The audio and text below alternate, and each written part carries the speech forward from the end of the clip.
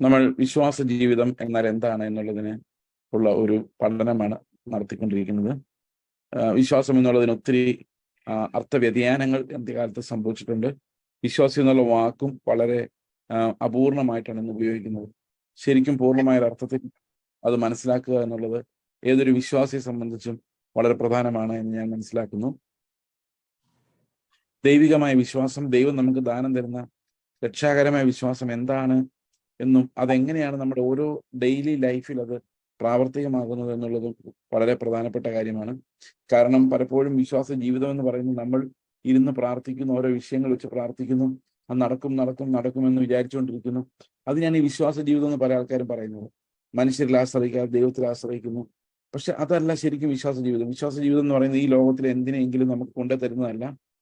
ഈ ലോകത്തിലെ ഏതെങ്കിലും ഒരു സമൃദ്ധിയോ നന്മയോ നമ്മളിൽ എത്തിച്ചേരുന്നതല്ല വിശ്വാസ ജീവിതം എന്ന് പറയുന്നത്.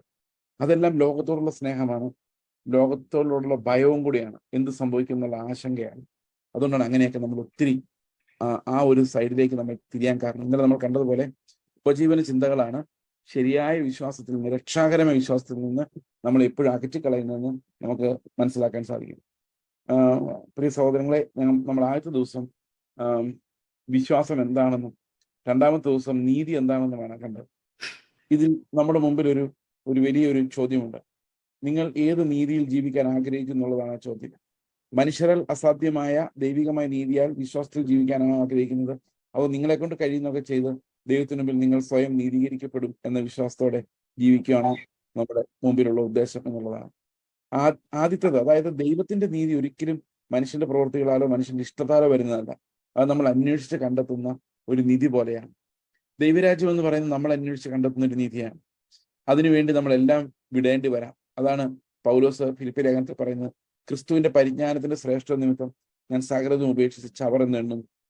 അപ്പൊ നമ്മുടെ ജീവനെ ത്യജിക്കുന്ന, നമ്മുടെ ജീവനെ വേണ്ടെന്ന് വെക്കുന്ന, നമ്മുടെ ജീവനല്ല ക്രിസ്തുവിന്റെ ജീവൻ വേണമെന്ന് ആഗ്രഹിക്കുന്ന ഒരു അത്ര വലിയൊരു ധനമാണ് ദൈവത്തിന്റെ രാജ്യം, അതിന്റെ നീതിയും.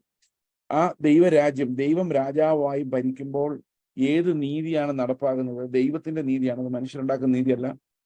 ആ ദൈവത്തിന്റെ നീതി നമ്മളിൽ നിറവേറുക എന്ന് പറയുന്നത്, ആ പരിജ്ഞാനം നമുക്ക് മനസ്സിലാവുക എന്ന് പറയുന്നത് ലോകത്തിലെ ഏത് സമ്പത്തിനേക്കാളും വലുതാണ് എന്നാണ് മത്തായിയുടെ സുവിശേഷം നമ്മളെ പഠിപ്പിക്കുന്നത്.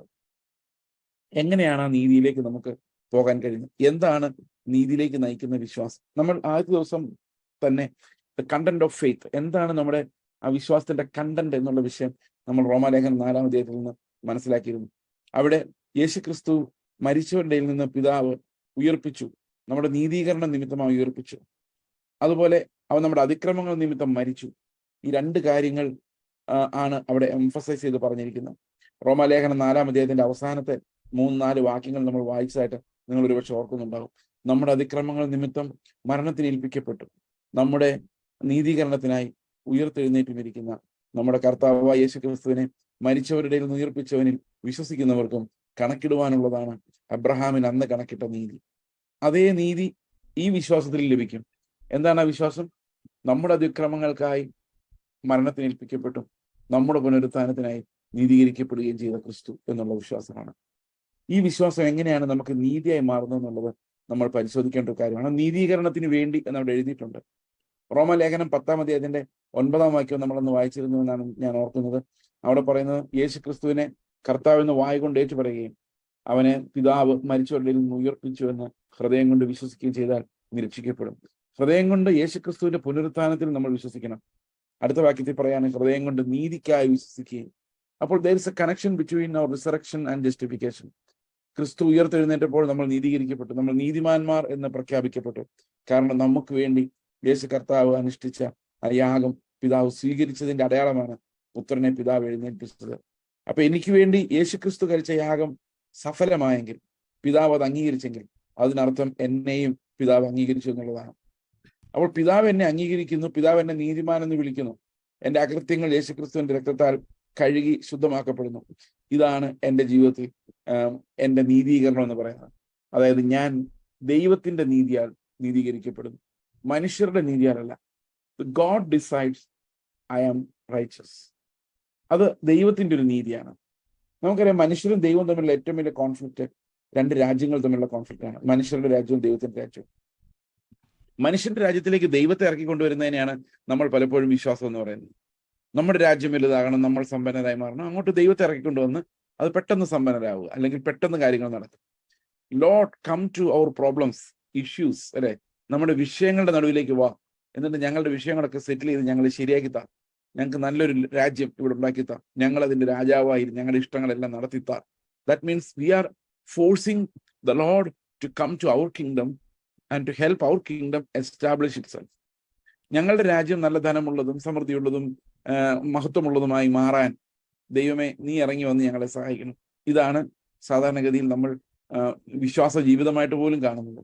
വിശ്വാസ ജീവിതത്തിന്റെ ഫലം എന്താണെന്ന് വെച്ച് കഴിഞ്ഞാൽ നല്ലൊരു ലൈഫ്, ഇഷ്ടംപോലെ പണം, നല്ലൊരു സെറ്റിൽമെന്റ്, നല്ല പിള്ളേര്, അവർക്ക് നല്ല വിദ്യാഭ്യാസം. ഇതാണ് വിശ്വാസത്തിന്റെ റിസൾട്ടായിട്ട് നമുക്ക് കിട്ടുന്നത്. അപ്പോൾ ആലോചിച്ച് നോക്കി, ഇത് ശരിക്കും ആരുടെ രാജ്യമാണ്? നമ്മുടെ രാജ്യമാണ്. അപ്പൊ ദൈവത്തിന്റെ രാജ്യം അന്വേഷിക്കുക എന്ന് പറയുന്നത് ടോട്ടലി ഡിഫറെന്റ് ആയിട്ടില്ല. അപ്പൊ ആ ഫെയ്ത്തും ഈ ഫെയ്ത്തും രണ്ടും രണ്ടാണ്. ആ ഫെയ്ത്ത്, അതായത് ദൈവത്തിന്റെ രാജ്യം അന്വേഷിക്കുന്ന ഫെയ്ത്ത് ഇന്ന് ടോട്ടലി മിസ്സിംഗ് ആണ്. അത് പ്രസംഗ പീഠങ്ങളിൽ നിന്ന് അപ്രത്യക്ഷമായിരിക്കുന്നു. കാരണം അത് അസ്വസ്ഥത ഉണ്ടാക്കുന്ന ഒരു കാര്യമാണ്. ദൈവത്തിന്റെ രാജ്യം അസ്വസ്ഥത ഉണ്ടാക്കുന്ന കാര്യമാണ്. നമുക്കറിയാം, അനേകർ യേശുക്രിസ്തുവിനെ പിൻഗമിക്കാൻ ആഗ്രഹിച്ചിട്ട് പോലും ഈ ദൈവരാജ്യത്തിന്റെ കട്ടിയായ ഉപദേശങ്ങൾ, സൂചിക്കുഴലിലൂടെ കടന്നു പോകുന്ന അനുഭവങ്ങൾ, വീട്ടിൽ പോയി അനുവാദം പോലും ചോദിക്കാൻ പറ്റാത്തത്ര രീതിയിലുള്ള ദൈവത്തിന്റെ അധികാരം, അതിന്റെ കീഴിലേക്ക് നമ്മൾ പോകുക എന്ന് പറഞ്ഞു കഴിഞ്ഞാൽ that's equal to denying ourselves, that equal to losing ourselves. ഇതാണ് യേശു കർത്താവ് ശിഷ്യന്മാരോട് പറഞ്ഞത്. ഒരുവൻ എൻ്റെ പിന്നാലെ വരാൻ ആഗ്രഹിച്ചാൽ, എന്നെ അനുഗമിക്കാൻ ഇച്ഛിച്ചാൽ, അവൻ തന്നെത്താൻ ത്യജിച്ച് തൻ്റെ ക്രൂശും എടുത്ത് എന്നെ അനുഗമിക്കണം. അതിനകത്ത് ഈ വിശ്വാസത്താലുള്ള നീതിയെക്കുറിച്ച് അനേകം കാര്യങ്ങളുണ്ട്. നമുക്ക് ആ ഒരു ഭാഗം, ആ ഒരു വാക്യം നമുക്കൊന്ന് വായിക്കാം. ലൂക്കോസിന്റെ സുവിശേഷം 14-ാം അധ്യായത്തിന്റെ 28-ാം വാക്യത്തിൽ ഫെയ്ത്ത് ലൈഫ് എന്താണെന്നും നമ്മളെ മനസ്സിലാക്കി തരുന്ന ചില കാര്യങ്ങൾ നമുക്ക് ഒന്ന് ശ്രദ്ധിക്കാം. വേദപുസ്തകം 28-ാം വാക്യം, 14-28. നിങ്ങളിൽ ആരെങ്കിലും ഒരു ഗോപുരം പണിവാനിച്ചാൽ ആദ്യം ഇരുന്ന് അത് തീർപ്പാൻ വകയുണ്ടോ എന്ന് കണക്ക് നോക്കുന്നില്ലയോ? അല്ലെങ്കിൽ അടിസ്ഥാനം വിട്ട ശേഷം തീർപ്പാൻ വകയില്ല എന്ന് വന്നേക്കാം. കാണുന്നവർ എല്ലാം ഈ മനുഷ്യൻ പണിവാൻ തുടങ്ങി, തീർപ്പാനോ വകയില്ല എന്ന് പരിഹസിക്കുമല്ലോ. അല്ല, ഒരു രാജാവ് മറ്റൊരു രാജാവിനോട് പടയേൽപ്പാൻ പുറപ്പെടും മുമ്പേ ഇരുന്ന് 20,000 വരുന്നവനോട് താൻ 10,000 എതിർപ്പാൻ മതിയോന്ന് ആലോചിക്കുന്നില്ലയോ? പോരാ എന്ന് വരികിൽ മറ്റവൻ ദൂരത്തിരിക്കുമ്പോൾ തന്നെ സ്ഥാനാപതികളെ അയച്ച് സമാധാനത്തിനായി അപേക്ഷിക്കുന്നു. അങ്ങനെ തന്നെ നിങ്ങളിൽ മതി. അപ്പൊ രണ്ട് കഥകളാണ് കർത്താവ് പറയുന്നത്. ഒന്ന്, ഒരു വലിയ ഗോപുരം പണിയാൻ വേണ്ടി ഒരാൾ ഉദ്യമിക്കുകയാണ്. ഗോപുരം എന്ന് പറയുന്നത് നമ്മുടെ വീട് പണിയുന്നവരല്ല, നമുക്കൊരു വലിയൊരു ഫൗണ്ടേഷൻ അതിനാവശ്യമാണ്. ഒരു വീട് പണിയാനുള്ള പൈസ ചിലപ്പോൾ കൈ കാണുള്ളൂ. പക്ഷെ അദ്ദേഹം തീരുമാനിക്കുകയാണ് ഒരു ഗോപുരം പണിതേക്കാം. അപ്പൊ ഈ കയ്യിലുള്ള പൈസ കൊണ്ട് ഗോപുരം പണിയാൻ പറ്റുന്നില്ല. അതിന്റെ ഫൗണ്ടേഷൻ ഇട്ടപ്പോഴേക്കും പൈസ മുഴുവൻ തീർന്നു പോയി, വേറെ ഒരു വഴിയുമില്ല. അപ്പൊ ഫൗണ്ടേഷൻ അങ്ങനെ കിടക്കുകയാണ്, വീടുമായില്ല, ഗോപുരവുമായില്ല. അപ്പൊ ആൾക്കാർ പരിഹസിക്കുകയാണ്, ഇവൻ ഗോപുരം പണിയാൻ ഇറങ്ങി പുറപ്പെട്ടതാണ്, വല്ല ആവശ്യം ഉണ്ടായിരുന്നോ, അവൻ ഫൗണ്ടേഷൻ ഇട്ടിട്ട് ഇതാ കിടക്കുന്നു ഫൗണ്ടേഷൻ എന്ന ആൾക്കാർ ഇങ്ങനെ പരിഹസിക്കും. ഇതാണ് ആദ്യത്തെ സിറ്റുവേഷൻ. രണ്ടാമത്തെ സിറ്റുവേഷൻ, ഒരു മനുഷ്യന് 10,000 സൈന്യങ്ങളുണ്ട്, 10,000 പേരടങ്ങുന്ന ഒരു സൈന്യമുണ്ട്. ഈ 10,000 പേരുള്ളൊരു സൈന്യമായിട്ട് അയാൾ യുദ്ധത്തിന് പോവുകയാണ്. കാരണം 20,000 വേറൊരു രാജാവ് ഇവനെതിരെ യുദ്ധത്തിന് വരുന്നുണ്ട്. അപ്പൊ ഇവന്റെ ഡബിൾ ശക്തിയാണ് രാജാവിനുള്ളത്. അപ്പോൾ ഇവൻ തീരുമാനിക്കുകയാണ് എന്ത് ചെയ്യണം. 10,000 പോയാൽ എല്ലാം തട്ടിപ്പോകും, മരിക്കേണ്ടി വരും.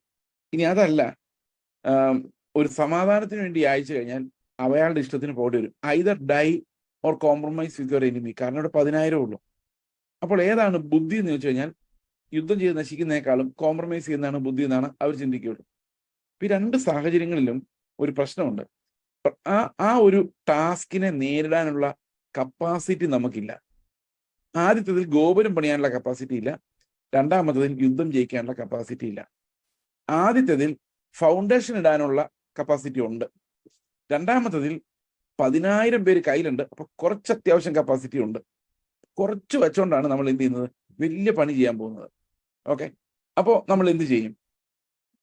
സാധാരണഗതിയിൽ നമുക്ക് ആദ്യത്തേതിൽ വേണമെങ്കിൽ നമുക്ക് മാറി തീരുമാനിക്കാം. ഓക്കെ, നമുക്ക് വീട് മതി, ഗോപുരം വേണ്ട എന്ന് തീരുമാനിച്ചിട്ട് വേണമെങ്കിൽ വീട് പണിയാം. പക്ഷെ അത് മനുഷ്യനീതി പോലെ ഇരിക്കുകയുള്ളൂ. ദൈവത്തിന്റെ നീതി എന്ന് പറയുന്നത് ഗോപുരം പോലെയാണ്, ഭയങ്കര ഉയരമാണ്. ദൈവത്തിന്റെ നാമം ബലമുള്ളൊരു ഗോപുരമാണ്. നീതിമാൻ അതിലേക്ക് ഓടിച്ചെല്ലും. അപ്പം ഗോപുരം എന്ന് പറയുന്നത് ഒരു ഭയങ്കര സ്ട്രക്ചറാണ്. അപ്പൊ അത് വേണ്ടാന്ന് വെച്ച് കഴിഞ്ഞാൽ ഓക്കെ, നമുക്ക് മനുഷ്യനീതി മതി, നമ്മുടെ കയ്യിലിരിക്കുന്നതുകൊണ്ട് സാധിക്കുകയും ചെയ്യും. അപ്പം എല്ലാവരും നീതിമാനെന്ന് പറയും, ആരും കളിയാക്കുകയില്ല. അപ്പൊ നമ്മൾ അത്യാവശ്യം ദശാംശം ഇട്ട്, അത്യാവശ്യം വെള്ളവസ്ത്രമൊക്കെ ധരിച്ച്, അത്യാവശ്യം നീതിമാനായിട്ട് നല്ല പെന്തക്കോസ്റ്റൽ ഭാഷയിലൊക്കെ സംസാരിച്ച് എല്ലാവരും സുഖമാണോ അങ്കിളാച്ചായ എന്നൊക്കെ ചോദിച്ചുകൊണ്ട് നമുക്കൊരു ഒരു നീതിയുണ്ട്. ആ ഒരു നീതിയിലേക്ക് നമുക്ക് എത്താം. ആൾക്കാരും നമ്മളെ പരിഹസിക്കുകയില്ല. അവസാനം വീട്ടിലിരുന്നുകൊണ്ട് നമുക്ക് പറയാം, ദൈവമാണ് നടത്തിയത്, ഇത്രത്തോളം നടത്തിയ ദൈവമാണ്, എന്താ നിന്നതല്ല, ദൈവം നിർത്തിയതാണ്. എവിടെ നിർത്തിയതാണ്? അമേരിക്കയിൽ അല്ലെങ്കിൽ ഇന്ത്യയിൽ ദൈവം നിർത്തിയതാണ്. ഈ പൈസ എല്ലാം ദൈവം തന്നതാണ്. ഞങ്ങളുടെ കുഞ്ഞുങ്ങൾക്കെല്ലാം ഇത്രയെല്ലാം തന്നത് ദൈവമാണ് എന്ന് പറയാം. അതാണ് വീട് പണി. വീട് പണി അതാണ്. പക്ഷെ ഇവിടെ പ്രശ്നം, കർത്താവ് പറയണം, എന്റെ ശിഷ്യനാകുന്നത് ഗോപുരം പണിയുന്ന പോലെയാണ്. വീട് പണിയാനുള്ളതേ കയ്യിലുള്ളൂ. നമ്മുടെ കയ്യിലുള്ളത് മുഴുവൻ വീട് പണിയാനുള്ളതാണ്. അപ്പൊ എന്ത് ചെയ്യും? ഈ 10,000-ആയിട്ട് ഗോപുരം പണിയാൻ പോയാൽ എന്ത് ചെയ്യും? ആകെ ഉപജീവന ചിന്തകൾ പോലും പോയിട്ടില്ല. ഓക്കെ, എല്ലാ കൺസേണും കുടുംബത്തെക്കുറിച്ചാണ്. പക്ഷെ പണിയാൻ പോകുന്നത് ഗോപുരമാണ്. നടക്കുമോ? നടക്കില്ല. അത് പിന്നെ വേണ്ടെന്ന് വെക്കാം, എന്തെങ്കിലും ആട്ടെ. നമുക്കിപ്പം അത് വേണ്ടെന്ന് വെച്ചവരാണ് ഇന്ന് പെന്തക്കോസ്തിൽ കൂടുതലുണ്ട്. ഇപ്പൊ ഗോപുരം ഒന്നും പണിയണ്ട, നമുക്കുള്ള വീടുമായിട്ട് അഡ്ജസ്റ്റ് ചെയ്യാമെന്ന് വിചാരിക്കുന്നവരാണ് വലിയൊരു പങ്ക് ആൾക്കാർ. പക്ഷെ മറ്റേത് കേസ് ഇത്തിരി പ്രശ്നമാണ്. കാരണം അവൻ 20,000-ആയിട്ട് യുദ്ധത്തിന് ഇറങ്ങിക്കഴിഞ്ഞു. ഈ ഇറങ്ങിക്കഴിഞ്ഞവനെതിരെ ഞാൻ പോകുന്നത് 10,000 എൻ്റെ കയ്യിലുള്ളൂ. അപ്പൊ ഒന്നുകിൽ ഞാൻ എന്ത് ചെയ്യണം? വിട്ടുകൊടുക്കണം. നീ കയറി എന്റെ രാജ്യം എല്ലാം കൊണ്ടുപോക്കോ എന്ന് പറയണം. അല്ലെങ്കിൽ ഞാൻ പോയി മരിക്കണം. അപ്പം issue has become very serious. അതെന്തേലും ചെയ്തേ പറ്റൂ. ഒന്നുകിൽ കോംപ്രമൈസ് ചെയ്യണം, അല്ലെങ്കിൽ ഞാൻ അപ്പം ഇവിടെ രണ്ടിടത്തും എൻ്റെ കയ്യിലുള്ള റിസോഴ്സസ് വളരെ അപര്യാപ്തമാണ്. അപ്പൊ കർത്താവ് പറയാൻ എന്താ ഇതിനൊരു സൊല്യൂഷൻ ഉള്ളത്? ഈ 10,000 കൊണ്ട് നീ എന്ത് ചെയ്യും? അല്ലെങ്കിൽ ഈ ഫൗണ്ടേഷൻ മാത്രം ഇടാനുള്ള ഈ സാധനങ്ങൾ കൊണ്ട് നിങ്ങൾ എന്ത് ചെയ്യും? നിങ്ങളുടെ കയ്യിൽ ഇപ്പോൾ ഉള്ള കപ്പാസിറ്റി വെച്ച്, കുടുംബ പാരമ്പര്യം, അപ്പൻ, അമ്മ, ഭാര്യ, ഈ നമ്മുടെ ഏറ്റവും വലിയ ശക്തി എന്ന് പറയുന്നത് നമ്മുടെ ചുറ്റുമുള്ള അസറ്റ്സാണ്. അസറ്റ്സ് എന്തൊക്കെയാന്ന് വെച്ച് കഴിഞ്ഞാൽ, അപ്പൻ, അമ്മ നല്ല സാമ്പത്തികം ഉള്ളവരാണെങ്കിൽ, നല്ല സ്വാധീനമുള്ളവരാണെങ്കിൽ ഇത് ഭയങ്കര അസറ്റാണ്. ഓക്കെ, അതുപോലെ കല്യാണം കഴിക്കാൻ നേരത്ത് അങ്ങനെ ശക്തിയുള്ള അസറ്റുള്ള ഒരാളെ കല്യാണം കഴിക്കുകയാണെങ്കിൽ നിങ്ങളുടെ ശക്തി വർദ്ധിക്കും. അപ്പം പലരും കല്യാണം കഴിക്കുന്നതിന് ശക്തി വർദ്ധിക്കാൻ വേണ്ടിയാണ്, അല്ലേ? ശരിയല്ലേ? ഇപ്പം കേരളത്തിൽ ഒരാൾ കല്യാണം ആലോചിക്കുകയാണ്, കാനഡയിലുള്ള, ബ്രിട്ടനിലുള്ള, ഇംഗ്ലണ്ടിലുള്ള ഒരാളെ ആയിട്ടാണ് ആലോചിക്കുന്നത്. എന്തിനാ ആലോചിക്കുന്നത്? എങ്ങനെയെങ്കിലും അങ്ങോട്ട് ചാടാൻ എളുപ്പത്തിൽ വിസ കിട്ടാനുള്ള വഴി. അപ്പോൾ നമ്മുടെ ആ ഒരു അസറ്റ് സ്ട്രോങ് ആക്കാൻ വേണ്ടിയാണ് ഈ തീരുമാനങ്ങളെല്ലാം എടുക്കുന്നത്. ശരിയല്ലേ? അപ്പോൾ എല്ലാ ബന്ധങ്ങളും, നമ്മുടെ ചുറ്റുമുള്ള ബന്ധങ്ങൾ, ബന്ധുക്കൾ, പരിചയങ്ങൾ, നമ്മൾ സമ്പാദിച്ച ധനം, നമ്മുടെ വിദ്യാഭ്യാസം, നമ്മുടെ ബുദ്ധി, നമ്മുടെ ആരോഗ്യം, നമ്മുടെ സൗന്ദര്യം ഉള്ളവർക്ക്, ഉണ്ടെന്ന് തോന്നുന്നവർക്ക്, ഇതെല്ലാം അസറ്റാണ്. ഈ അസറ്റ് വെച്ചാണ് ഞാൻ പലതും ചെയ്യാൻ പോകുന്നത്. അത് ദൈവത്തിന് വേണ്ടി പ്രവർത്തിക്കാൻ പോവാണ്. ഒരാൾ എന്നോട് പറഞ്ഞാണ്, ലോട്ടറി അടിച്ചിട്ട് വേണം ബ്രദറെ എനിക്കൊന്ന് സുവിശേഷ വേലയ്ക്ക് ഇറങ്ങാൻ. ഞാൻ എന്തിനാണ് ലോട്ടറി അടിക്കുന്നത്? പിള്ളേർക്കുള്ളതൊക്കെ ഒന്ന് കരുതി മാറ്റി വെച്ചിട്ട് പോകാമെന്ന് വിചാരിച്ചിട്ടാണ്. അപ്പൊ എനിക്ക് ഭയങ്കര ഫണ്ണി ആയിട്ട് തോന്നിയത്. കാരണം ഈ മനുഷ്യര് നമ്മുടെ കയ്യിലുള്ള റിസോഴ്സസ് കൊണ്ട് പണിയാൻ ആഗ്രഹിക്കുന്നു. ഓക്കെ, മോനെ നീ എന്താ പറയുക, ഇങ്ങനെ പെട്ടെന്ന് സുവിശേഷത്തിലേക്ക് ഇറങ്ങരുത്. ആദ്യം പോയി ഒരു ജോലി സമ്പാദിച്ച് കുറച്ച് പൈസ ഉണ്ടാക്കി, ഈ പൈസ വെച്ച പോലെ എല്ലാവരുടെയും കയ്യിൽ നിന്ന് വാങ്ങിച്ച് തിന്നരുത്. ഇത് പറയുന്ന ആള് തന്നെയാണ് പാസ്റ്റർക്ക് പൈസ കൊടുക്കുന്നത്. അപ്പൊ അയാൾ എന്ത് അഭിമാനത്തോടുകൂടിയാണ് പാസ്റ്റർക്ക് കൊടുക്കുന്നത്? ഈ പാസ്റ്റർ കൊടുക്കുമ്പോൾ അയാളുടെ മനസ്സിൽ എന്തായിരിക്കും പോകുന്നത്? എൻ്റെ മക്കൾ ഇങ്ങനെ തെണ്ടി തിന്നാൻ ഞാൻ അനുവദിക്കില്ല. അപ്പൊ ഈ കൊടുക്കുന്ന ആളോട് എന്ത് മനസ്സോടെ ആയിരിക്കും കൊടുക്കുന്നതെന്ന് ആലോചിച്ച് നോക്കി. ഇത് പിള്ളേരോട് പറയാത്ത അപ്പനന്മാർ കുറവാണ് ഇന്നത്തെ കാലത്ത്. അതായത് നിന്റെ റിസോഴ്സ് വെച്ച് വേണം ജീവിക്കാൻ. അതായത് നിനക്ക് 10,000 ഉണ്ടോ? മതി. എന്താ അടിസ്ഥാന ഉള്ളോ? മതി. We are building with what we have. അതാണ് മനുഷ്യന്റെ പണി എന്ന് പറയുന്നത്. മനുഷ്യന്റെ പണി എല്ലാം അങ്ങനെയാണ്. കർത്താവിന്റെ നീതി എന്ന് പറഞ്ഞുകൊണ്ട് ഇവര് പണിയുന്നു. മനുഷ്യന്റെ പണിയാണ് അവസാനം പണിത് വരുന്നത്. കാരണം അവരെ കൊണ്ട് അത്രേ പറ്റുള്ളൂ. That's what they have. എന്നിട്ട് അവസാനം എന്ത് ചെയ്യും? ഈ ശത്രുവിനെതിരെ, ശത്രു യുദ്ധത്തിന് വരുമ്പോൾ കോംപ്രമൈസ് ചെയ്യും.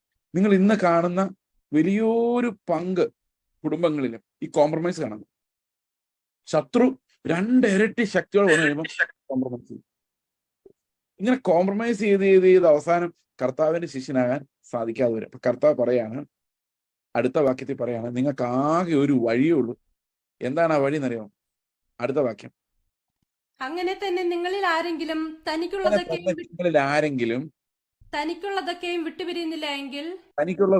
വിട്ടുപിരിയുന്നില്ലെങ്കിൽ, അപ്പൊ ശരിക്കും എന്താ ചെയ്യേണ്ടത്? ഈ യുദ്ധം ചെയ്യാൻ പോകുന്നയാൾ അല്ലെങ്കിൽ ഗോപുരം പണിയാൻ പോകുന്നയാൾ എന്താ ചെയ്യേണ്ടത്? തനിക്കുള്ളതൊക്കെയും വിട്ടുപിരിയുകയാണ് വേണ്ടത്. അതായത് അത് വെച്ച് പണിയാൻ നോക്കിയാൽ നടക്കില്ല. അത് വെച്ച് പണിയാൻ നോക്കിയാൽ നടക്കുകയില്ലാത്തത് കൊണ്ട് അത് വിട്ടുകളയുകയാണ്. അതായത് വേണ്ടാന്ന് വെക്കുകയാണ്. അത് തുടങ്ങുമ്പോൾ പറയുന്നുണ്ട് ഈ അസറ്റുകൾ എന്തൊക്കെയാണ്. എന്റെ പിന്നാലെ വരുവാൻ ഒരു നിശ്ചയിച്ചിട്ട് അവന്റെ അപ്പനെയോ അമ്മയോ ഭാര്യയോ മക്കളെയോ തന്റെ ജീവനെയോ വെറുക്കാതെ ഉപേക്ഷിക്കാതെ എന്റെ പിന്നാലെ വരാൻ സാധിക്കില്ല. അപ്പൊ വലിയൊരു ഡിനായൽ, വലിയൊരു ഒരു ഒരു എന്താ പറയുന്നത്, ഒരു വില കൊടുക്കൽ അതിന്റെ പുറകിലുണ്ട് എന്ന് കർത്താവ് പറയുന്നുണ്ട്. അപ്പൊ ശരിക്കും പറഞ്ഞു കഴിഞ്ഞാൽ ക്രിസ്തുവിന്റെ നീതിയിലേക്ക് പോകണമെങ്കിൽ it is not an easy walk. അത് വലിയൊരു വില കൊടുത്തുള്ള ലൈഫ് തന്നെയാണ്. പക്ഷെ വില കൊടുക്കുന്നത് നമ്മൾ അറിയുന്നില്ല.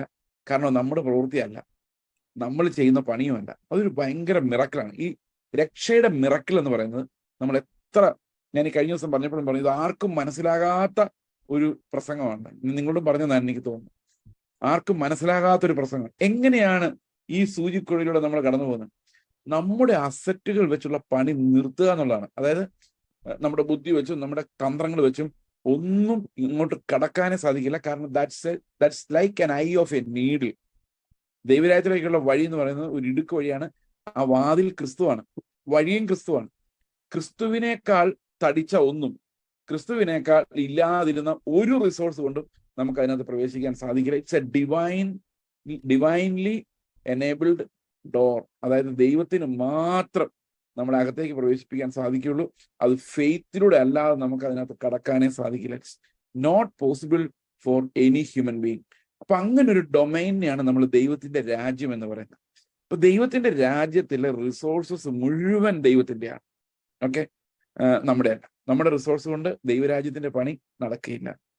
സമ്പത്ത് കൊണ്ടല്ല ദൈവരാജ്യം പണിയുന്നത്. ഓക്കെ, ആത്മാവിന്റെ പണിയാണ് ദൈവരാജ്യത്തിന്റെ പണി എന്ന് പറയുന്നത്.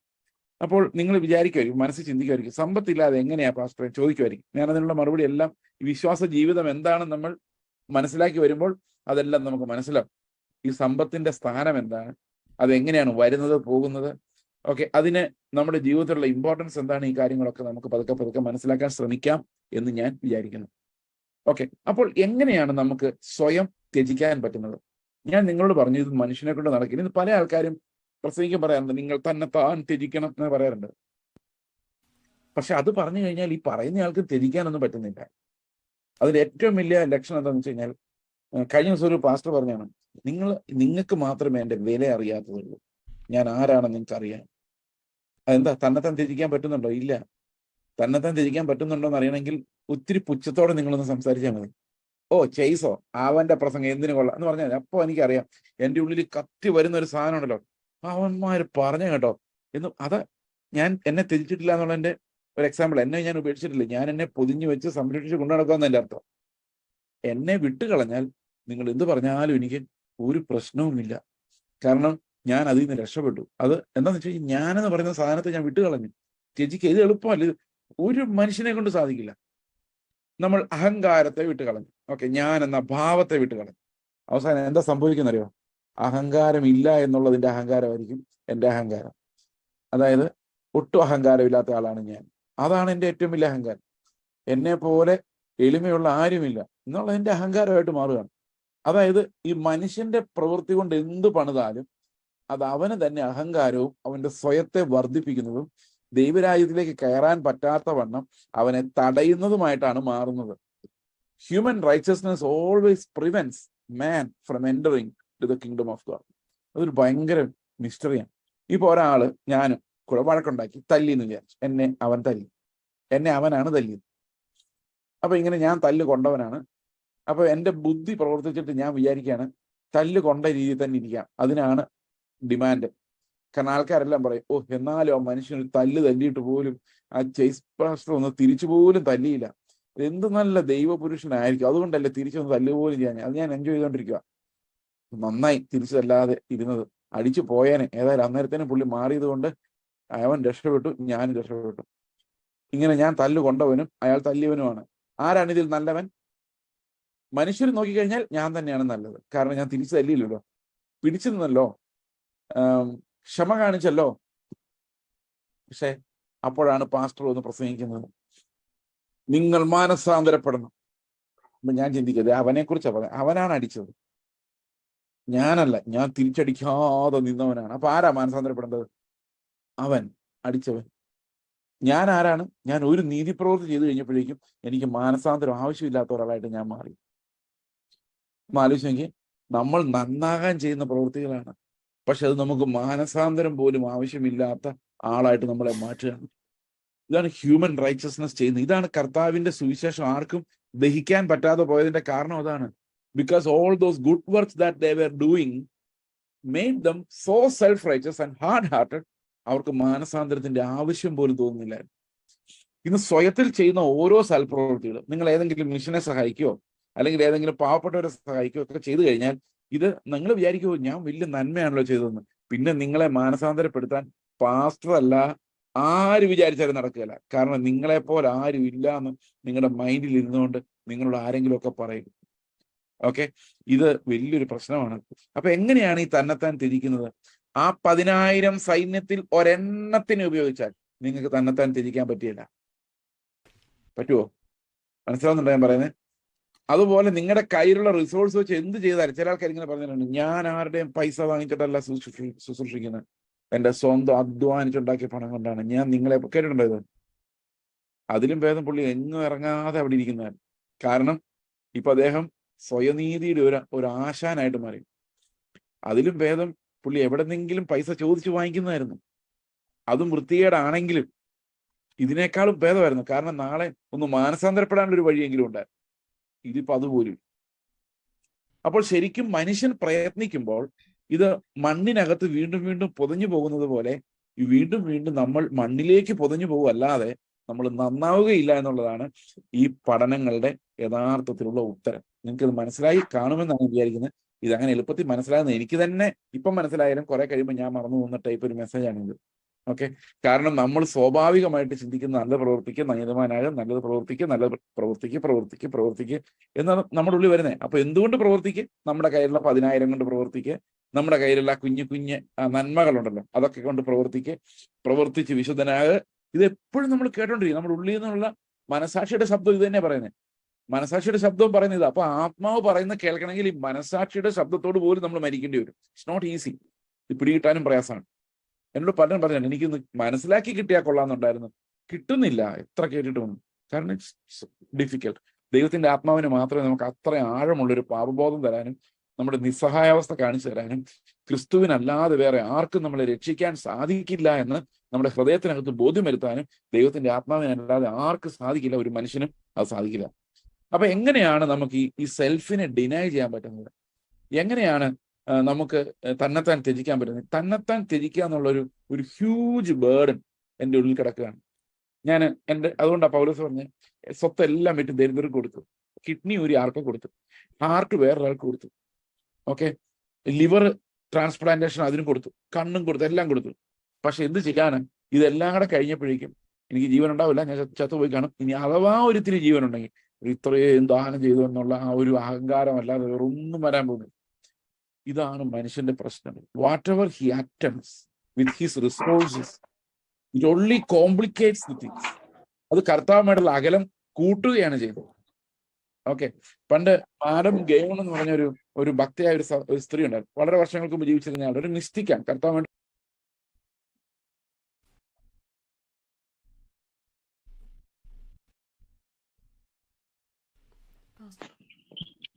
മ്യൂട്ടായി സെൽഫ് റൈച്ചസ് ആയിട്ടുള്ള ആൾക്കാർ, മാഡം ഗ്യോൺ പറഞ്ഞാണ്, സെൽഫ് റൈച്ചസ് ആയിട്ടുള്ള ആൾക്കാർ, അതായത് ഞാൻ പ്രവൃത്തി നല്ലതാണ്, ഞാൻ കൊള്ളാം എന്ന് വിശ്വസിക്കുന്ന ആൾക്കാർക്ക് ഇനി ക്രിസ്തുവിന്റെ ആവശ്യമില്ല. കാരണം എന്താണെന്ന് വെച്ച് കഴിഞ്ഞാൽ അവർ അവരുടെ പ്രവൃത്തികൾ കൊണ്ട് തന്നെ അവർ രക്ഷ നേടുമെന്ന് വിശ്വസിക്കുന്ന, അവരുടെ പ്രവൃത്തികൾ വെച്ച് വിലപേശുന്ന ആളുകളാണ്. They don't need Christ any longer to save them because they are already good and like the 99 sheep on the desert. Okay, പ്രിയ സഹോദരങ്ങളെ, ലോകത്തിലെ ഏറ്റവും അപകടകരമായ പാപം ഈ തടിച്ച ഹൃദയമാണ്, അവിശ്വാസമുള്ള ഹൃദയം, കർത്താവിനെ ആശ്രയിക്കാത്ത ഹൃദയം, സ്വയത്തിൽ പ്രശംസിക്കുന്ന ഹൃദയമാണ് ഏറ്റവും കഠിനമുള്ള ഹൃദയം. അപ്പൊ നമ്മൾ ചോദിക്കും, ഇതെങ്ങനെയാണ് കർത്താവ് നമ്മളെ രക്ഷിക്കുന്നത്? ഇതൊരു വലിയൊരു ഈ ഫെയ്ത്ത് നമ്മളെ എത്തിക്കുന്നത് ദൈവം എങ്ങനെയാണ് ഈ അത്ഭുതകരമായ സ്വയത്യാഗത്തെ നമ്മളുടെ ഉള്ളിൽ ഉണ്ടാക്കുന്നത് എന്നുള്ളതാണ്. അപ്പൊ അതിനകത്ത് ഒന്നാമത്തെ ചോദ്യം നമ്മൾ ചോദിക്കേണ്ടത്, ഏത് നീതിയാണ് നമ്മളെ മോഹിപ്പിക്കുന്നത് എന്നുള്ളതാണ്. ഇതിനൊരു ഉത്തരം നിങ്ങൾ ഇപ്പൊ തന്നെ കണ്ടെത്തും. ഇതിപ്പോ ഞാൻ നിങ്ങളുടെ കൈ വെക്കാനൊന്നും പറയുന്നില്ല. നമ്മൾ ഒത്തിരി ദൂരെ ഇരുന്ന് പല സ്ഥലങ്ങളിൽ, ലോകത്തിന്റെ പല സ്ഥലങ്ങളിലാണ് ഇത് കേൾക്കുന്നത്. ഇനി ഇത് ആരെല്ലാം കേൾക്കാൻ പോകുന്നു എനിക്കറിയത്തില്ല. അപ്പൊ നിങ്ങളെ കൈ പൊക്കിക്കുന്നതിലോ ഒന്നും ഒന്നും യാതൊരു അർത്ഥമില്ല. പക്ഷെ ഒരു ചോദ്യം ഞാൻ നിങ്ങളോട് ചോദിക്കാൻ ആഗ്രഹിക്കും. നിങ്ങൾക്ക് ആരുടെ നീതിയാണ് വേണ്ടത്? ഏത് നീതിയാലാണ് നിങ്ങൾ വെല്ലുവിളിക്കപ്പെടുന്നത്? ഏത് നീതിയാണ് നിങ്ങളെ ഉത്തേജിപ്പിക്കുന്നത്, കൊതിപ്പിക്കുന്നത്? അത് ക്രിസ്തുവിന്റെ നീതിയാണോ, അതോ സൂചിക്കുഴയിലൂടെ ഒട്ടകം കിടക്കുന്ന ടൈപ്പുള്ള ആ ദൈവരാജ്യത്തിന്റെ നീതിയാണോ, അതോ മനുഷ്യരുടെ 10,000 എന്ന സൈന്യവുമായിട്ട് ചെയ്യാൻ പറ്റുന്ന ആ നീതിയാണോ? ഏതാണ് നിങ്ങളെ മോഹിപ്പിക്കുന്നുള്ളതാണ് ആദ്യത്തെ ചോദ്യം. നിങ്ങൾക്ക് മനുഷ്യരുടെ നീതി മതിയെങ്കിൽ, ഓക്കെ, മനുഷ്യരാൽ സാധിക്കുന്ന കാര്യങ്ങൾ മതിയെങ്കിൽ ഈ പ്രസംഗം നിങ്ങൾക്ക് ഇവിടെ വെച്ച് നിർത്താം. നിങ്ങൾക്ക് ഒരു പ്രയോജനവും ഇനി അങ്ങോട്ടുള്ള ഭാഗം കേട്ടുകൊണ്ടില്ല. കാരണം അത് സുവിശേഷവുമായി ബന്ധമുള്ള കാര്യമല്ല. മനുഷ്യരുടെ നീതി മതി, അത് മതി, ഞങ്ങൾ ഒക്കെയാണ്, ഞങ്ങൾ കുറച്ചുകൂടെ നന്നായിക്കോളാം, ഞങ്ങൾ നന്നായി പൊക്കോളാം എന്ന് നിങ്ങൾ വിശ്വസിക്കുന്നുണ്ടെങ്കിൽ you can stop listening to this here. കാരണം നിങ്ങൾക്കുള്ളത് കിട്ടിക്കഴിഞ്ഞു. നിങ്ങൾക്കുള്ള പ്രതിഫലവും ഇവിടെ തന്നെ കിട്ടും. പ്രായമാവുമ്പോൾ ആരെങ്കിലും ഒരു മൊമെന്റോ കൊണ്ട് തരും, മെമന്റോ കൊണ്ട് തന്നിട്ട് പറയും, ഇത്രയും നാളും നിങ്ങൾ കർത്താവിന്റെ അഡ്വാൻസിന് ഇരിക്കട്ടെ, ഞങ്ങളുടെ വക ഒരു മെമന്റോ. അപ്പൊ നമ്മൾ വിചാരിക്കൂ, ഞങ്ങൾ കുറെ അധ്വാനിച്ചു. പ്രിയ സഹോദരങ്ങളെ, അവസാന ശ്വാസം വരെ നമുക്ക് പറയാൻ പറ്റും, ഒന്നും ചെയ്തിട്ടില്ല. കർത്താവ് നമ്മളിവിടെ പ്രവർത്തിച്ചതല്ലാതെ വേറൊന്നിനും ഒരു വിലയുമില്ല. ഞാൻ ഒന്നും ചെയ്തില്ലായിരുന്നെങ്കിലും കർത്താവ് കല്ലുകളെ കൊണ്ടത് ചെയ്യിപ്പിക്കുമായിരുന്നു. ദൈവം എനിക്കൊരു അവസരം തന്നു, അവന്റെ നാമം ഉപയോഗിക്കാൻ, എഴുന്നേറ്റ് നിൽക്കാൻ, വചനം എടുക്കാൻ. അല്പപ്രാണിയായ പൗലോസ് പറയുന്ന പോലെ അല്പപ്രാണിയായ എനിക്കും ഈ വചനം എടുത്തുകൊണ്ട് കർത്താവെ നീ ആരാണ് എന്ന് വെളിപ്പെടുത്താൻ ഒരു കരുണ ദൈവം കാണിച്ചു. അത്രേ ഉള്ളൂ. ആ കരുണ കാണിച്ചതിനകത്ത് എനിക്ക് ഒന്നും പുകഴാനില്ല. That was just his grace. I didn't deserve to take the word of God. പക്ഷെ അത് വെറും കരുണയാണ്, ദൈവത്തിന്റെ വെറും കരുണ. ഓക്കെ, ഇപ്പൊ ഞാൻ പറഞ്ഞു വരുന്നത്, നിങ്ങൾക്ക് മനുഷ്യരുടെ നീതിയാൽ നിങ്ങൾ തൃപ്തരാണെങ്കിൽ, നിങ്ങളുടെ പാരമ്പര്യങ്ങളിലൂടെ നിങ്ങൾക്ക് ലഭിച്ച നീതിയാൽ നിങ്ങൾ തൃപ്തരാണെങ്കിൽ, സുവിശേഷത്തിന്റെ ബാക്കി ഭാഗങ്ങൾ നിങ്ങൾ കേൾക്കേണ്ട കാര്യം പോലുമില്ല. എന്നാൽ അത് പോരാ.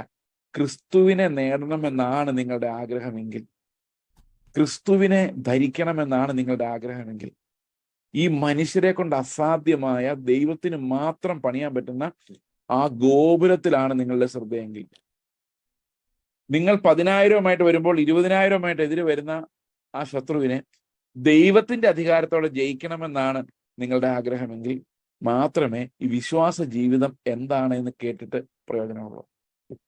ഓക്കെ, അതല്ലെങ്കിൽ ഈ വിശ്വാസത്തെ നിങ്ങൾ വിലമതിക്കുന്നവർ ആയിരിക്കുകയില്ല. ഇനി നമുക്ക് അതെങ്ങനെയാണെന്ന് നോക്കാം. ദൈവം എങ്ങനെയാണ് ഈ പണി നമുക്ക് ചെയ്തു തരുന്നത്? How is it possible for us to deny ourselves? ഇതിന് നമ്മൾ അതിന്റെ ഒരു ടൈറ്റിലായിട്ട്, അതിന്റെ ഒരു ഹെഡിങ് ആയിട്ട് നമുക്ക് ഒരു വേദഭാഗം വായിക്കാം. ഇതിന്റെ ഒരു ഹെഡിങ് ആണ്, പറഞ്ഞു തുടങ്ങുന്നതേ ഉള്ളൂ. ഇന്ന് നാളെയുമായിട്ട് ഇത് പറഞ്ഞു തീരാൻ സാധ്യതയുള്ളൂ. ഓക്കെ, അപ്പോൾ നമുക്കൊരു ടൈറ്റിലായിട്ട് നമുക്കൊരു വേദഭാഗം വായിക്കാം. അത് ഫിലിപ്പിയ ലേഖനം 3-ാം അധ്യായത്തിന്റെ 6-ാം വാക്യമാണ്. ഫിലിപ്പിയ ലേഖനം 3-ാം അധ്യായത്തിന്റെ 6-ഉം 9-ഉം 10. 6-ഉം 9-ഉം 10 വായിക്കാം. 7-8 വായിച്ചാലും കുഴപ്പമില്ല, സമയമില്ലാത്തതുകൊണ്ടാണ്.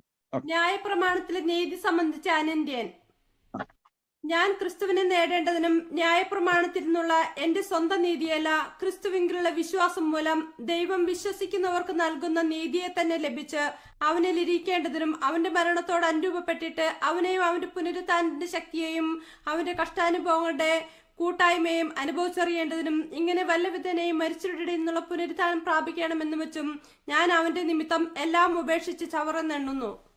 ഓക്കെ, ഈ 3 വാക്യങ്ങളൊന്നും പരിഗണിച്ച് നോക്കാം. ആദ്യം പൗലോസ് പറയാണ്, ഞാൻ ന്യായപ്രമാണത്തിന്റെ നീതി സമയത്ത് 10,000 പോകുന്ന കാര്യമുണ്ടല്ലോ, ഓർമ്മയുണ്ടോ? മറ്റു വീട് പണിയാനുള്ള റിസോഴ്സിന്റെ കാര്യം ഓർമ്മയുണ്ടല്ലോ? അത് വെച്ച് പണിയാവുന്നതിന്റെ അപ്പുറം ഞാൻ പണിത ആളാണ്. പ്രമാണം വെച്ച് ഐ ബീൻ പെർഫെക്റ്റ്. അതായത് ഒരു മനുഷ്യന് സാധിക്കാവുന്നത്ര നീതി ഞാൻ ഓടിയെടുത്ത ആളാണ് പൗലോസ് പറയാൻ. ഓക്കെ, ഈ തമിഴിലാണ് ഞാൻ ഇന്നലെ സംസാരിച്ചുകൊണ്ടിരുന്നത്. ഞങ്ങള് ഇന്നലെ കാരക്കൽ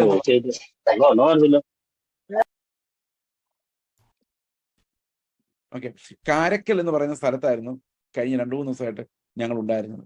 ഇന്നലെ സംസാരിച്ച കാരക്കലിനടുത്തുള്ള തരങ്കമ്പാടി എന്ന് പറയുന്നതിന് ആ ഒരു ഏരിയയിൽ നിന്നുകൊണ്ടാണ് ഇന്നലെ മിനിയാന്ന് ഞാൻ നിങ്ങളോട് സംസാരിച്ചത്. ഓക്കെ, ആ തമിഴ് ബൈബിൾ നിങ്ങൾ വായിക്കാൻ പറ്റുമായിരുന്നെങ്കിൽ ഞാൻ ആലോചിക്കുക, നമ്മളെല്ലാം കുറച്ച് തമിഴ് പഠിച്ചാൽ നല്ലതായിരിക്കും. ഞാൻ ശരിക്കും തമിഴ് ബൈബിളിൽ ഈ റോമറുടെ 3-ന്റെ 6-ഉം 9-ഉം ഒക്കെ വായിച്ചപ്പോൾ, ഫിലിപ്പിയറുടെ 3-ന്റെ 6-ഉം 9-ഉം ഒക്കെ വായിച്ചപ്പോൾ ഞാൻ അത്ഭുതപ്പെട്ടു പോയി. ഞാൻ എന്താണോ പ്രസംഗിക്കുന്നത് അതുപോലെ തന്നെയാണ് അവിടെ എഴുതി വെച്ചിരിക്കുന്നത്. അത് ആരെങ്കിലും തമിഴ് ബൈബിൾ ഉണ്ടെങ്കിൽ ഒന്ന് ആരെ കൊണ്ടെങ്കിലും വായിപ്പിക്കുകയോ കേൾക്കുകയോ ചെയ്തു കഴിഞ്ഞാൽ അവിടെ ഇങ്ങനെ, അതായത് ന്യായപ്രമാണത്തിന്റെ നീതി സംബന്ധിച്ച് ഒരു കുറ്റവും ഇല്ലാത്തവനാണ് ഞാൻ. എന്നിട്ട് അതിന്റെ 9-ാം വാക്യത്തിൽ പറയുകയാണ്, ഞാൻ ക്രിസ്തുവിനെ നേടേണ്ടതിനും, അടുത്ത വാക്യം, ന്യായപ്രമാണത്തിന്റെ അനുസരണത്താൽ വരുന്ന എൻ്റെ സ്വയനീതി അല്ല. അങ്ങനെ തന്നെ എഴുതിയിരിക്കുന്നു. തമിഴ് ബൈബിളിൽ ആ സ്വയനീതി എന്നുള്ള വാക്ക് തന്നെ എഴുതി. ന്യായപ്രമാണം അനുസരിച്ച് എനിക്ക് സ്വന്തമായി ലഭിക്കുന്ന, ഞാൻ അധ്വാനിച്ചുണ്ടാക്കിയ നീതി അല്ല. അടുത്ത വാക്യം. അപ്പൊ ഏത് നീതി വേണമെന്ന് ഞാൻ നിങ്ങളോട് ചോദിച്ചില്ലേ? ഇപ്പൊ ന്യായപ്രമാണത്തിന്റെ അനുസരണത്താൽ എനിക്ക് വരുന്ന സ്വയനീതി അല്ല. ഓക്കെ, ക്രിസ്തുവിൽ വിശ്വസിക്കുന്നവർക്ക് ദൈവം നൽകുന്ന നീതി തന്നെ ലഭിച്ചു. അവനിൽ ഇരിക്കേണ്ടതിനെന്നാണ് മലയാളത്തിൽ, തമിഴിൽ എഴുതിയിരിക്കുന്ന അവനിൽ കാണപ്പെടേണ്ടതിനെന്നാണ്. അതായത് ഞാൻ വേറെ ഒരു തരത്തിൽ നീതിമാനായി കാണപ്പെടരുത്, ക്രിസ്തുവിൽ കാണപ്പെടണം. അത് ഇംഗ്ലീഷിൽ അങ്ങനെ തന്നെയാണ്, to be found in him. ഒരു പെന്തക്കോസുകാരനായിട്ടോ ഒരു വേറെ ഏതെങ്കിലും ഒരു സഭയുടെ ഐഡന്റിറ്റിയിലുള്ള ഒരു നീതിമാനല്ല. ഓക്കെ, ഞാൻ ക്രിസ്തുവിൽ കാണപ്പെടുന്ന രീതിയിൽ അവന്റെ നീതി ലഭിച്ച ഒരാളായി മാറുന്നതിന് വേണ്ടി, ഓക്കെ, ന്യായപ്രമാണത്തിൽ നിന്ന് ലഭിച്ച സ്വയനീതിയെ ഞാൻ ചവർ എന്ന് എണ്ണുന്നു. എന്ന് പറഞ്ഞു കഴിഞ്ഞാൽ, ഈ ന്യായപ്രമാണത്തിന്റെ നീതി ലഭിച്ച ശേഷം, ഈ ന്യായപ്രമാണത്തിന്റെ നീതി ഒരു പ്രത്യേകത എന്താണെന്നറിയോ? ഓരോ സ്റ്റെപ്പ് നമ്മൾ മുമ്പോട്ട് പോകുന്നതോറും നമ്മുടെ ഉള്ളിൽ മറ്റുള്ളവരോടുള്ള വൈരാഗ്യവും വിധി പ്രസ്താവിക്കുന്ന നമ്മുടെ സ്വഭാവം കൂടിക്കൂടി വരും. ഈ ന്യായപ്രമാണത്തെ കുറിച്ച് കൂടുതൽ പ്രസംഗിക്കുന്ന ആൾക്കാരുണ്ടല്ലോ, ഭയങ്കരമായിട്ട് വിമർശിച്ച് പ്രസംഗിക്കുന്നവരായിരിക്കും. അവർ ആൾക്കാരെ കുറിച്ച് കുറ്റം പറഞ്ഞുകൊണ്ടേയിരിക്കും. കാരണം അവർ നീതിമാന്മാരായി പോയി. അതുകൊണ്ട് അവർക്ക് മറ്റുള്ളവരെ കുറ്റം പറയാതിരിക്കാൻ പറ്റുന്നില്ല. സഹോദരങ്ങളെ, മറ്റുള്ളവരെ കുറ്റം പറയുന്ന ഒരു കാര്യമില്ല. അപ്പൊ നിങ്ങൾ പറയായിരിക്കും, ഈ മനുഷ്യൻ എപ്പോഴും മറ്റുള്ളവരെ കുറ്റം പറയുന്നതായിട്ട് ഞങ്ങൾ കേൾക്കുന്നത്. നിങ്ങൾ അങ്ങനെ കേൾക്കുന്നില്ലേ? അല്ലെ? ഞാൻ പലപ്പോഴും കുറ്റം പറയുന്നതായിട്ട് നിങ്ങൾക്ക് തോന്നുന്നില്ലേ? സത്യം പറഞ്ഞാൽ കുറ്റം പറയുന്നില്ല. ഞാൻ ഈ ഉപദേശത്തെ മാത്രമാണ് വിമർശിക്കുന്നത്. Not a man, not a flesh. ഒരു ഫ്ലഷിനെയും ബ്ലഡിനെയും ഞാൻ വിമർശിക്കുന്നില്ലെന്നാണ് എൻ്റെ വിശ്വാസം. അറിഞ്ഞുകൊണ്ടില്ല. ഞാൻ വിമർശിക്കുന്നത്, തെറ്റ് പറയുന്നതും ഉപദേശ പ്രശ്നങ്ങളെയാണ്. കാരണം ഉപദേശ രൂപം കൃത്യമായി വീഴുക എന്നുള്ളത് ഓരോ സഭയുടെയും ആവശ്യമാണ്. അപ്പൊ നമ്മൾ നീതിമാനെന്ന് സ്വയം വിചാരിച്ച് ഓരോ സൽപ്രവൃത്തികൾ ചെയ്യുമ്പോഴും അങ്ങനെ ചെയ്യാത്തവരോടുള്ള അമർഷം നമ്മളുള്ളിൽ വർദ്ധിച്ചു വരും. മനുഷ്യന് നീതിയും സ്നേഹവും ഒന്നിച്ചു കൊണ്ടുപോകാൻ സാധിക്കില്ല. When you become too much righteous, you will കണ്ടം അതർ പീപ്പിൾ. നിങ്ങൾ ഒത്തിരി നീതിമാനാണെന്ന് നിങ്ങൾക്ക് തോന്നുവാണെങ്കിൽ നിങ്ങൾ മറ്റുള്ളവരെ വിമർശിക്കുന്ന ഒരാളായിട്ടും മറ്റുള്ളവരെ വെറുക്കുന്ന ഒരാളായിട്ട് മാറും. എപ്പോഴും മറ്റുള്ളവരുടെ കുറ്റങ്ങൾ കണ്ടുപിടിച്ചുകൊണ്ടേയിരിക്കും. അവൻ നടന്നത് കുറ്റം, ഇരുന്നത് കുറ്റം, എഴുന്നേറ്റത് കുറ്റം, ഫുൾ കുറ്റം. ഓക്കെ, അതെന്തുകൊണ്ടാന്ന് വെച്ച് കഴിഞ്ഞാൽ, ഈ കുറ്റം പറയുന്ന ആൾക്കാരെ ശ്രദ്ധിച്ചു നോക്കി അവരുടെ ഒരു ചോദ്യം ചോദിക്കാം, നിങ്ങൾ എല്ലാം തികഞ്ഞ ആളാണോ? അങ്ങനെ അല്ല, എന്നാലും ഞാനിതൊന്ന് പറഞ്ഞെന്നേ ഉള്ളൂ. സഹോദരങ്ങളെ, ഇതാണ് സെൽഫ് റൈച്ചസ്നെസിന്റെ, സ്വയനീതിയുടെ ഏറ്റവും വലിയ ഒരു ലക്ഷണം. മറ്റുള്ളവരെ കുറ്റം പറഞ്ഞു, മറ്റുള്ളവരുടെ തെറ്റുകൾ പെട്ടെന്ന് മുമ്പിൽ വരും. അവരെ സ്നേഹിക്കാൻ പറ്റത്തില്ല. ഓക്കെ, അവരെ വെറുക്കും. പ്രിയ സഹോദരങ്ങളെ, പരീശന്മാർക്ക് ശാസ്ത്രിമാർക്കും പറ്റിയത് അത് തന്നെയാണ്. അവർ നീതിമാന്മാരാകാൻ ശ്രമിക്കും തോറും പാപികൾക്ക് ദൈവത്തിന്റെ കൃപ അടച്ചു കളയുന്നവരായി മാറിയെന്ന് മാത്രമല്ല, കർത്താവ് ചെന്ന് ഈ പാപികളെ രക്ഷിക്കാൻ നോക്കുമ്പോൾ ഇവർ കുറ്റം പറഞ്ഞു പുറകെ കൂടി. ഇവർ പറഞ്ഞു, ഇവൻ ദൈവത്തിന്റെ പുത്രനായിട്ട് വന്നിട്ട് ഇത് പാപികളുടെ കൂടെ ഇരിക്കുന്നു. അത് സഹിക്കാൻ പറ്റുന്നില്ലായിരുന്നു. ഇന്ന് പാരമ്പര്യ സഭകളിൽ സംഭവിക്കുന്ന ഒരു പ്രശ്നം ഇതാണ്. നമ്മളൊരു പാപിയുടെ കൂടെ പോയി കണ്ടു വർത്താനം പറഞ്ഞു.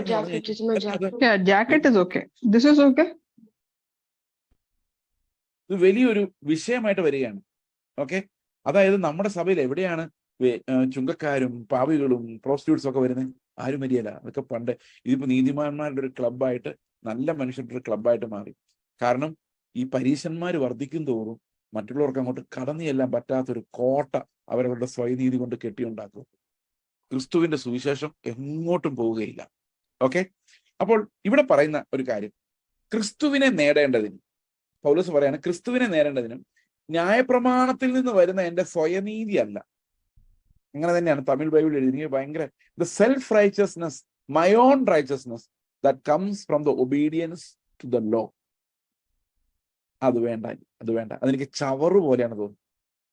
പൗലോസ് പറയാം. എന്തുകൊണ്ടാ ചവറ് പോലെ തോന്നുന്നറിയോ? ഇപ്പോഴാണ് ക്രിസ്തു ആരാന്ന് മനസ്സിലായത്. യേശു ക്രിസ്തുവിന്റെ സ്വഭാവത്തിൽ നിന്ന് വരുന്ന നീതി കണ്ടു കഴിഞ്ഞപ്പോൾ എനിക്ക് മനസ്സിലായി, ഞാൻ ഇത്രയും നാളും പുറകെ നടന്ന നീതി വെറും ചവറാണ്.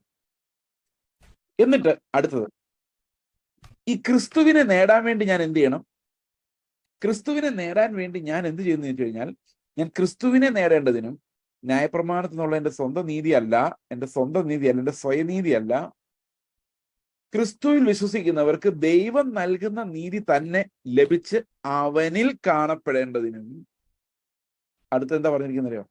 അവന്റെ പുനരുത്ഥാനത്തിലും മരണത്തിലും കഷ്ടാനുഭവത്തിലും പങ്കെടുക്കുന്നതിനും എന്നാണ് പറഞ്ഞിരിക്കുന്നത്. അതായത് there is only one way to get that righteousness. അതെന്താന്ന് വെച്ച് കഴിഞ്ഞാൽ, അവന്റെ മരണത്തിലും കഷ്ടാനുഭവത്തിലും പുനരുത്ഥാനത്തിലും പങ്കാളികളാവുക എന്നുള്ളത് മാത്രമാണ് നമ്മുടെ മുമ്പിലുള്ള വഴി.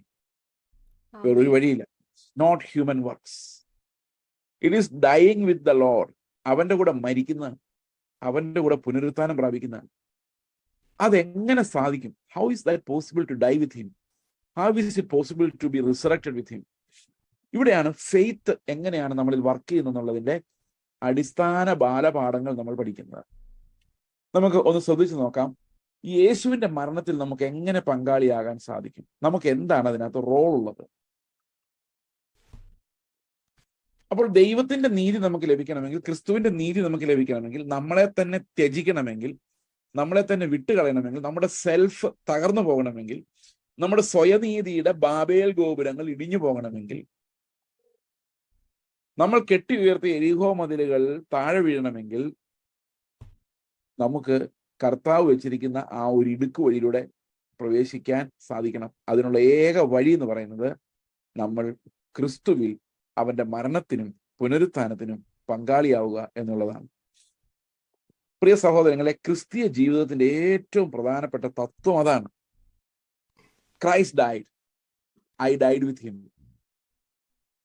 അവൻ മരിച്ചു, ഞാൻ അവന്റെ കൂടെ മരിച്ചു. ഇനി ജീവിക്കുന്നത് ഞാനല്ല, ക്രിസ്തു അത്രേ. When he died, I died. ഇതാണ് സ്നാനം. സ്നാനത്തിന് ഞാൻ എന്താ പറയുന്നത്? ക്രിസ്തുവിനോട് ചേരുവാൻ സ്നാനമേറ്റവരായ നാം എല്ലാവരും അവന്റെ മരണത്തിൽ പങ്കാളികളാകുവാൻ സ്നാനമേറ്റിരിക്കുന്നു. അപ്പൊ ശരിക്കും പറഞ്ഞു കഴിഞ്ഞാൽ ഈ സ്നാനം എന്താ നമ്മളെ പഠിപ്പിക്കുന്നത്? Christ death and my death with him. കർത്തൃമേശ എന്താ നമ്മളോട് പറയുന്നത്? ഈ കർത്തൃമേശയിൽ കഴിഞ്ഞ ദിവസം ഒരു പാസ്റ്ററിനോട് പറഞ്ഞപ്പോൾ ഞാൻ അതിനെക്കുറിച്ച് ശ്രദ്ധിച്ചത്, കർത്തൃമേശയിൽ ഒത്തിരി ആൾക്കാരും യേശുക്രിസ്തുവിന്റെ മരണത്തെ അല്ല പ്രസ്താവിക്കുന്നത്, യേശുക്രിസ്തുവിന്റെ പാഷനെയാണ്, കഷ്ടാനുഭവങ്ങളെയാണ്. അത് പരാമർശിക്കുന്നതുകൊണ്ട് കുഴപ്പമൊന്നുമില്ല. പക്ഷെ അവിടെ ശരിക്കും അപ്പം നമ്മളെ കാണിച്ചു തരുന്നത് വി ഡൈയിങ് വിത്ത് ഹിം, അവന്റെ കൂടെ നമ്മൾ മരിക്കുന്നതാണ്. The death of Christ is what's declared by the Lord supper. It's not the passion, it's not the pain. ആ കർത്താവിന്റെ പുറത്ത് ഏറ്റ വിപ്ലാഷസ് അല്ല, കർത്താവ് കൊണ്ട അടികളല്ല, കർത്താവിന്റെ വേദനയല്ല, സഫറിങ് അല്ല, ഡെത്ത്, മരണം. ആ മരണത്തെയാണ് പ്രസ്താവിക്കുന്നത്. അതായത് he died for the sake of my forgiveness. എനിക്ക് ക്ഷമ കിട്ടാൻ വേണ്ടി, എൻ്റെ പാപത്തിന് റെമിഷൻ ഉണ്ടാകാൻ വേണ്ടി he died on the cross. അത് തന്നെയാണ് ഞാൻ സ്നാനത്തിനും പറയുന്നത്. he died, I died with him. കർത്തൃമേശ എടുക്കുമ്പോൾ അത് തന്നെ പറയുന്നത്, like this bread is broken, the body of the Lord was broken for my sake. എനിക്ക് വേണ്ടി തകർക്കപ്പെട്ട കുഞ്ഞാടിന്റെ ശരീരം, ആ ജീവനുള്ള യാഗമായ കുഞ്ഞാടിന്റെ ശരീരം എനിക്ക് വേണ്ടി രണ്ടാക്കപ്പെട്ടു. നടുവിലൂടെ ജീവന്റെ ഒരു പുതുവഴി എനിക്ക് രക്ഷയ്ക്കായി തുറന്നു തന്നു. ആ മരണത്തിലൂടെ ഞാൻ ജീവനിലേക്ക് കടന്നു. Thank you Lord for giving me life through your death. ഇതാണ് കർത്തൃമേശ.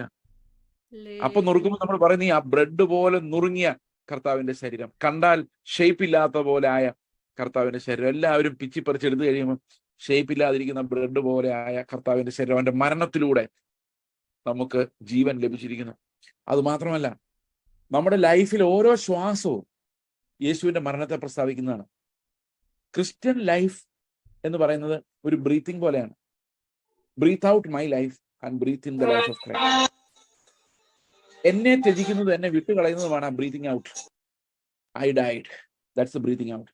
Christ is living in me, that's the breathing in. അപ്പം ക്രിസ്ത്യാനിറ്റിയുടെ മുഴുവൻ എസൻസ് നമ്മൾ നോക്കിക്കഴിഞ്ഞാൽ it's the death of Christ on the cross and his subsequent resurrection. ഇത് മാത്രമാണ്. That is the only thing that makes us Christians. വേറെ എല്ലാം അതിൽ നിന്നുണ്ടാകുന്നതാണ്. അപ്പൊ ക്രിസ്ത്യാനിറ്റിയുടെ സെൻട്രൽ പിവറ്റ്, അതിന്റെ ഏറ്റവും പ്രധാനപ്പെട്ട പോയിന്റ് എന്ന് പറയുന്നത് Christ died for my sake in my place where I should have died. അവൻ എഴുന്നേറ്റു എന്റെ സ്ഥാനത്ത് ഞാൻ എഴുന്നേക്കണമായിരുന്നു. അവൻ എഴുന്നേറ്റു എനിക്ക് പുനരുത്ഥാനം നൽകാൻ വേണ്ടി. അപ്പൊ ഞാൻ നിങ്ങളോട് നേരത്തെ ചോദിച്ചൊരു ചോദ്യം, എങ്ങനെയാണ് സ്വയം ത്യജിക്കുന്നത് എന്നുള്ളൊരു ചോദ്യം, എങ്ങനെയാണ് കർത്താവ് നമ്മളുടെ ശിഷ്യത്വത്തിന് വേണ്ടി ആവശ്യപ്പെട്ട ആ കാര്യം എങ്ങനെയാണ് നടക്കുന്നത് എന്നുള്ളത് നമുക്കൊന്ന് നോക്കാം. ഞാൻ നിങ്ങളോട് പറഞ്ഞു, എനിക്ക് സ്വയം ത്യജിക്കാൻ സാധിക്കില്ല. കർത്താവ് പറഞ്ഞു എങ്ങനെയാണെന്നറിയാം, നീ നിന്റെ ക്രൂശുമായിട്ട് എന്റെ പിന്നാലെ വരാനാ പറഞ്ഞു, അല്ലെ? നിങ്ങൾ എന്റെ ശിഷ്യനാകാൻ ആഗ്രഹിച്ചാൽ തന്നെത്താൻ ത്യജിച്ച് തന്റെ ക്രൂശും എടുത്തുകൊണ്ട് എന്നെ അനുഗമിക്കും. ഈ ക്രൂശ് എടുത്തുകൊണ്ട് അനുഗമിക്കാൻ പറഞ്ഞു. ക്രൂശ് എന്തിനു വേണ്ടിയുള്ള ഒരു ഉപകരണമാണ്? ക്രൂശ് ശരിക്കും കൊല്ലാൻ വേണ്ടിയുള്ള ഒരു കൊലപാതകത്തിനുള്ള ഒരു ഇൻസ്ട്രുമെന്റ് ആണ് ക്രൂശ്. ഞാൻ ആദ്യമൊക്കെ മരണത്തിനുള്ള ഇൻസ്ട്രുമെന്റ് എന്ന് പറയുമായിരുന്നു. പക്ഷെ അല്ല, ക്രൂശ് ശരിക്കും കൊലപാതകത്തിനുള്ള ഇൻസ്ട്രുമെന്റ് ആണ്, മരണത്തിനുള്ള ഇൻസ്ട്രുമെന്റ് അല്ല. നമുക്ക് ഒരിക്കലും ക്രൂശിൽ മരിക്കാൻ പറ്റത്തില്ല. നിങ്ങൾക്ക് മരിക്കാൻ പറ്റുമോ ക്രൂശിൽ? ഒരു ക്രൂശ് നിങ്ങളുടെ അടുത്തുണ്ടെങ്കിൽ നിങ്ങൾക്ക് അതിനകത്ത് മരിക്കാൻ പറ്റുമോ? ഒരിക്കലും മരിക്കാൻ പറ്റില്ല. വേറൊരാൾ നിങ്ങളെ കൊല്ലണം. അതായത് ഈ ആണി എടുത്ത് ഒരു കയ്യിൽ അടിച്ചാൽ മറ്റേ കയ്യിൽ അടിക്കാൻ ആളില്ല. നമ്മൾ കുറച്ചു നേരം വേദന സഹിക്കാതെ വരുമ്പോൾ ആ കയ്യിൽ ആണി ഊരി കളഞ്ഞിട്ട് നമ്മൾ എഴുന്നേറ്റ് പോകും. കാരണം ഈ ക്രൂശിന്റെ ഒരു പ്രത്യേകത, തോക്ക് പോലെ ടക്ക് വെടിവെച്ച് ആവാൻ പറ്റത്തില്ല, കത്തി പോലെ കുത്തിച്ചാവാൻ പറ്റത്തില്ല, വിഷമടിച്ച് മരിക്കാൻ പറ്റത്തില്ല, ഇതൊന്നും പറ്റത്തില്ല. നമുക്ക് മരിക്കാനേ പറ്റത്തില്ല. നമുക്ക് ആരെങ്കിലും നമ്മളെ ക്രൂശിച്ചാൽ മാത്രമേ പറ്റൂ. ക്രൂശിന്റെ പ്രത്യേകത. അപ്പൊ അത് ഏതാണ്ട് ഇമ്പോസിബിൾ. ഈ കർത്താവ് പറഞ്ഞിരിക്കുന്ന എല്ലാ കാര്യങ്ങളും അങ്ങനെ നമ്മുടെ ജഡത്തിൽ കൂടെ നോക്കിയാൽ ഇമ്പോസിബിൾ ആയിട്ടുള്ള കാര്യമാണ്. നമ്മളിങ്ങനെ പറയും, ഞാൻ കർത്താവിന്റെ മരണത്തിൽ പങ്കാളിയാകുവാൻ വേണ്ടി സ്നാനപ്പെട്ടു. എവിടെ? എഴുന്നേറ്റ് കഴിഞ്ഞാൽ അതുപോലെ തന്നെ നമ്മൾ ഒരു മരണവും നമ്മൾ അനുഭവിക്കുന്നില്ല. പ്രിയ സഹോദരങ്ങളെ, എന്തുകൊണ്ടാണെന്നറിയോ? നമ്മൾ വിചാരിച്ചാൽ നടക്കുന്ന കാര്യമല്ലാത്ത. അതിന് ദൈവത്തിന്റെ ഒരു വഴിയുണ്ട്. ആ വഴി വളരെ ബ്യൂട്ടിഫുൾ ആണ്. എനിക്കത് ഭയങ്കര അത്ഭുതകരമാണ്. അതായത് എന്റെ പാപ ജഡത്തെ എനിക്ക് കൊല്ലാൻ പറ്റാത്തതുകൊണ്ട് ക്രൂശിന് മുമ്പിൽ ഞാൻ നിസ്സഹായനാണ്. I can't do anything. എന്റെ മരണം വേറൊരു രീതിയിൽ നടക്കണം, എനിക്ക് പറ്റത്തില്ല. അതെങ്ങനെയാണ് നടക്കുന്നത്?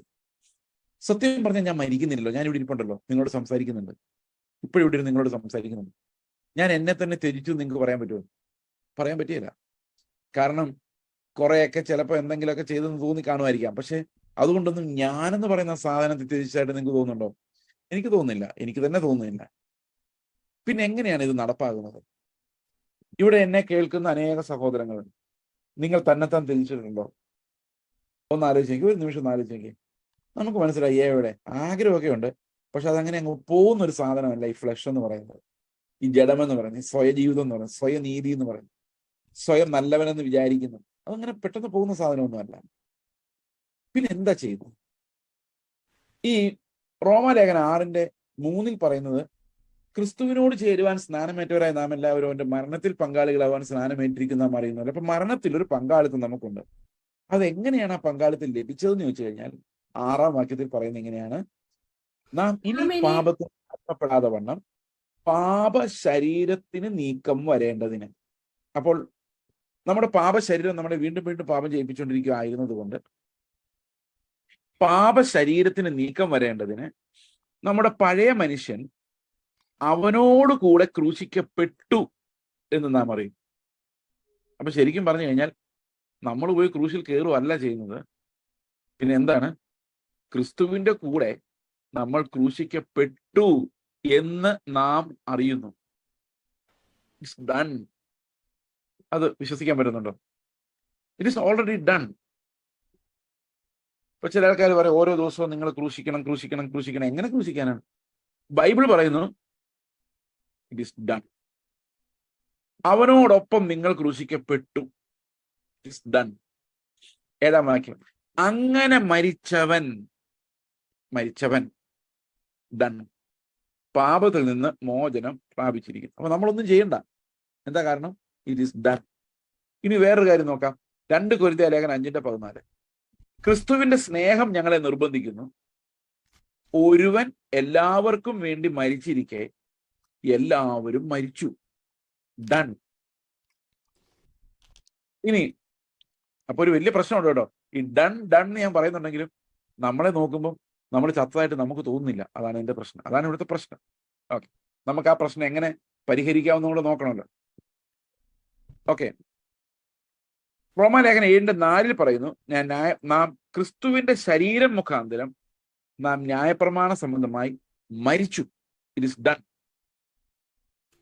കൊളോസ്യ ലേഖനം 3:3 പറയുന്നു, 3:2 2-3 വായിക്കും. അവിടെ പറയുന്നു, നാം മരിച്ചു, നമ്മുടെ ജീവൻ ക്രിസ്തുവിൽ മറിഞ്ഞിരിക്കുന്നു. കൊളോസ്യർ 2:20 പറയുന്നു, നാം ക്രിസ്തു യേശുവിൽ ലോകത്തിന്റെ ആദ്യ പാഠങ്ങൾ സംബന്ധിച്ച് മരിച്ചു. എല്ലാം പാസ്റ്റ് ടെൻസ് ആണ്, ഭൂതകാലമാണ്. മരിച്ചു. പക്ഷെ നമ്മൾ നമ്മുടെ സ്വഭാവം നോക്കിക്കഴിഞ്ഞാൽ നമ്മൾ മരിച്ചിട്ടില്ല. ഒരാൾ നമ്മളുടെ ചീത്ത പറഞ്ഞാൽ നമ്മൾ പിന്നെ ചാടി ചീത്ത പറയാം. തിരിച്ചു 2 വർത്താനം പറയാൻ നമുക്ക് ഒരു സമാധാനമില്ല.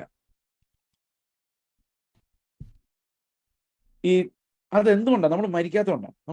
നമ്മൾ പലപ്പോഴും മരിച്ചു എന്ന് പറയുന്നുണ്ടെങ്കിലും we don't see your experience that death in our body. വീണ്ടും ആ പഴയ പാഷൻസും വേദനകളും ആങ്സൈറ്റി, ഉത്കണ്ഠ. മരിച്ചായിരുന്നെങ്കിൽ ഇതുവല്ല ഉണ്ടായിരുന്നോ? ഒന്നുമില്ല. നാളെ എന്ത് സംഭവിക്കുന്നു മരിച്ചാൽ ചിന്തിക്കേണ്ട കാര്യമുണ്ടോ? ഇല്ല. ആൾക്കാർ കളിയാക്കുന്നുണ്ടോ നോക്കേണ്ട കാര്യമുണ്ടോ? ഇല്ല. നിന്നെ അപമാനിച്ചവരുടെ നടുവിൽ നിന്നെ മാനിക്കുന്ന ദൈവം. മരിച്ചു പോയവന് മാനം കിട്ടിയില്ലെങ്കിൽ ഒരു കുഴപ്പമില്ല. ശരിക്കും മരിച്ചില്ലെങ്കിൽ നമ്മൾ എത്ര മാനം കിട്ടിയാലും നമുക്ക് മതിയാവുകയുമില്ല. എന്നാൽ ശരിക്കും മരിച്ചാൽ നമുക്ക് ഒരു മാനവും വേണ്ട. കാരണം ഐ ഹാവ് ഡിനൈഡ് മൈസെൽഫ്. അപ്പൊ ഒരു നിമിഷം ശരിക്കും നമ്മൾ എന്താണ് കാണാത്തത്? കർത്താവിന്റെ കൂടെ നമ്മൾ കാൽവരി ക്രൂശിൽ മരിച്ചത് നമ്മൾ കാണാൻ. അവിടെ മരിക്കാൻ വരെ നമ്മൾ ഉപയോഗിക്കുന്ന സെൽഫാണ്.